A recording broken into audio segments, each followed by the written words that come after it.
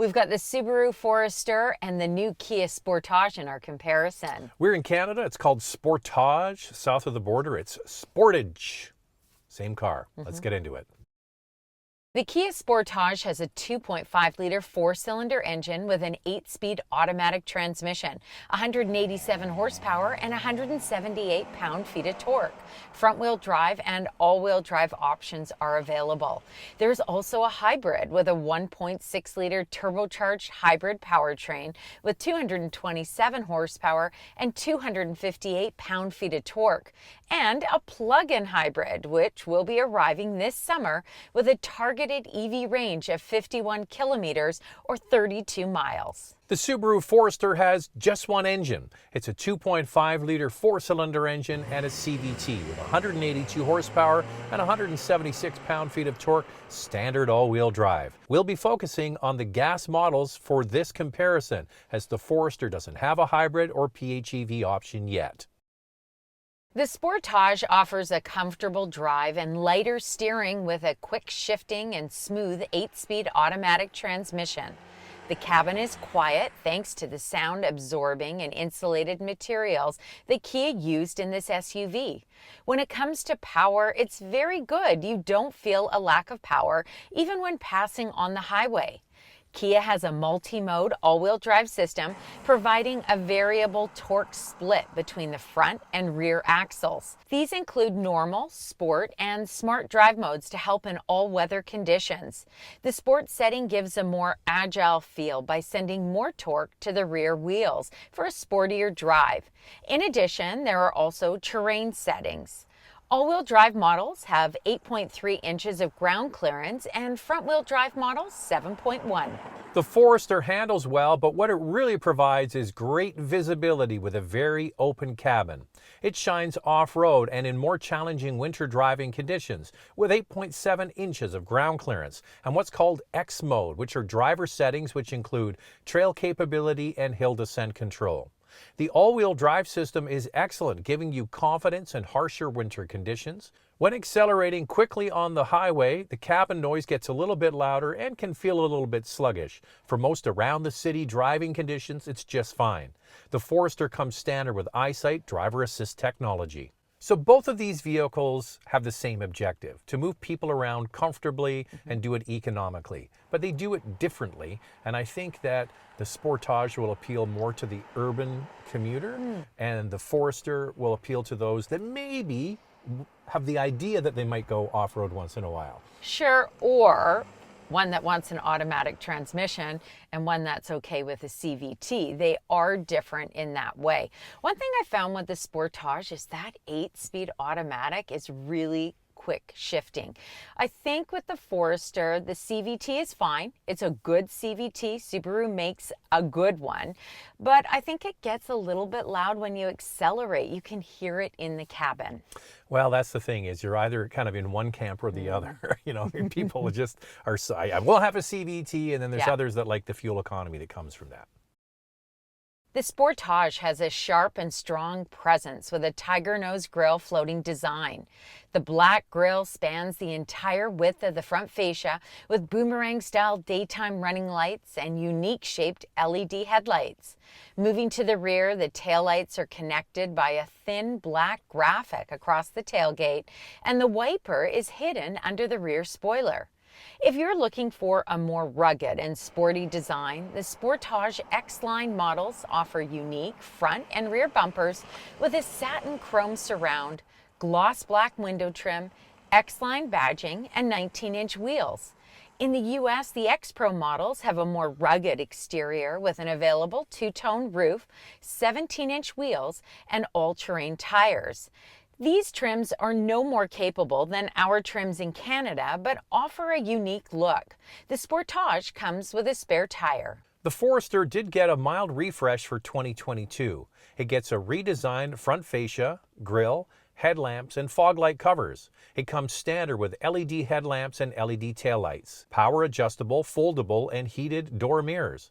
17-inch wheels, and available 18-inch wheels. If you're looking for a more rugged look, the new Wilderness model is a great option with unique front and rear bumpers, matte black finish, exterior body cladding, rear differential skid plates, and off-road wheels with Yokohama Geolandar tires plus a full-size spare tire. It also has a strengthened roof rack that can hold 800 pounds, including a pop-up tent.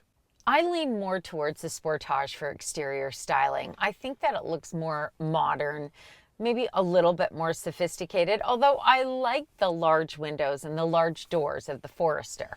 So what you have, I think, is like a boulevard cruiser, one that's really designed for urban environments and people that live in, bigger cities. And then the Forester can do all of that, but it also gives you the option for those that actually do take it on a cottage road or go skiing and that sort of thing, or even just have the idea that one day they might actually want to do that. Because a lot of these things is just, you're attracted to what it could possibly do. That's true. It does offer more ground clearance, the Forester, than the Sportage, but not a ton on the regular models. It's the Wilderness that has more. I think it also comes down to the all-wheel drive system. Subaru has promoted the all-wheel drive system as being fantastic, and they've definitely convinced consumers to buy Subaru products for the all-wheel drive system. But I think that Kia has done a good job on it as well. Yeah, they have a good all-wheel drive system as well. Listen, the thing is that the Forester really appeals to people that live in places like Oregon, Washington, states where they have the mountains, here in British Columbia, and especially Eastern Canada with the deep snow. And it does a great job. We had it actually when we had some snow here, and it just gobbled it up. It was no problem at all. So good. Here's our used car alternative from CanadaDrives.ca. We chose a 2020 Hyundai Tucson Essential with 44,679 kilometers for just over $30,500. Click on the tab or the link in the description below to find more vehicles in this category from CanadaDrives.ca. The Sportage interior is a new concept for the brand, transforming the cabin into a pleasant living space. It has a driver-focused cockpit with an available dual panoramic curved display connecting two screens. There's a 12.3-inch digital driver display and a 12.3-inch touchscreen information display. The available leatherette upholstery, stitching, and pattern seats give it a more luxury feel. The Sportage comes with an 8-inch touchscreen, a 4.2-inch information display, wireless Apple CarPlay and Android Auto, wired if you get the larger 12.3-inch touchscreen, cloth heated front seats, a manual driver and passenger seat, and sound-reducing windshield. Other features include a heated steering wheel, a Harman Kardon sound system, a panoramic sunroof, driver's seat memory, a power driver and passenger seat, wireless charger, hands-free power tailgate, ventilated front seats, and heated rear seats. The Forester offers an open cabin with large windows and large door openings, making it easy to get in and out of this SUV. The interior is practical and comfortable with standard features including a 6.5-inch touchscreen, Apple CarPlay and Android Auto, manual driver and passenger seats, cloth upholstery, and heated front seats. Available features on the higher trims include a heated steering wheel, the larger 8-inch touchscreen, a power driver and passenger seat, driver's seat memory, leather seats, a panoramic sunroof, a Harman Kardon sound system, heated rear seats, and a power tailgate. The Forester does not have a wireless charger, wireless Apple CarPlay and Android Auto, and ventilated front seats, which the Sportage has available. So one thing we want to touch on with the Sportage is it has this new information readout, and what it does is it toggles between the HVAC controls and then the hotkeys that you would use for your radio and maps and all those kinds of things. It's an easy way for them to basically clean up the dashboard. However, sometimes you forget which one you're in and you want to turn up the radio and you actually turn up the heat or vice versa. But it is something that you would just look and see and then I guess use it. I think it's a good idea, and many times I wasn't switching back and forth anyway between the two. You just have to pay a little bit more attention. I prefer the Sportage interior. Those screens screens are a real standout. Even if you get the lower models with the smaller digital driver display, it's still digital, so it blends nicely. Didn't you find that? Yeah, we actually asked them to bring one out so we could look at it, Yeah. to see it firsthand. And I was pleasantly surprised. I thought, is it going to be kind of frumpy looking? But it actually looks pretty good. Speaking of frumpy, I wouldn't call the interior of the Forester frumpy, but in comparison to the Sportage, it looks dated, right? Even though it did get a mild facelift, they didn't change the interior. What I will say in favor of the Subaru, a few things. The materials on the inside, all the touch points, really nice and soft. Yeah. Very comfortable and plush seats. And then the biggest thing is the outward visibility, the huge windows, and the ease of use getting in and out of it. There is no vehicle in this class that outperforms the Forester on the ease of use. And if you're looking for leather upholstery, you can get that on the Forester. The Sportage just has leatherette. And then on the other side of things, ventilated front seats can be an important feature for some living in a hot climate, and the Forester doesn't offer it, or a wireless charger, or wireless Apple CarPlay and Android Auto. So these may be features that you definitely want, and you might lean towards the Sportage because of it. The Sportage is almost an inch longer than the Forester. However, the Subaru offers almost 2 inches more front row legroom, but the Sportage has 2 inches more second row legroom. Overall cargo capacity and space behind the second row goes to the Sportage. The Kia has an extra 12.7 cubic feet or 359 liters behind the second row. In Canada, the base front-wheel drive model starts at just over $28,000, and the top X-Line Limited is just under $41,000. In the U.S., the base front-wheel drive model starts at just under $26,000, and the top X-Pro Prestige all-wheel drive is just under $37,000. Here's the fuel economy. The Sportage gets 10.4 liters per 100 kilometers in the city, 8.5 on the highway. That's 23 miles per gallon city, 28 miles per gallon highway. The Sportage gas model can tow up to 2,500 pounds, and Kia offers a warranty of 5 years or 100,000 kilometers, 60,000 miles. Here's the pricing for the Forester. The base model starts at $29,500 Canadian, or just over $25,000 in the US.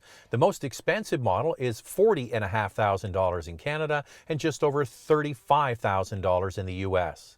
The Forester is rated at 9 liters per 100 kilometers in the city and 7.2 on the highway. That's 26 miles per gallon city, 33 miles per gallon highway.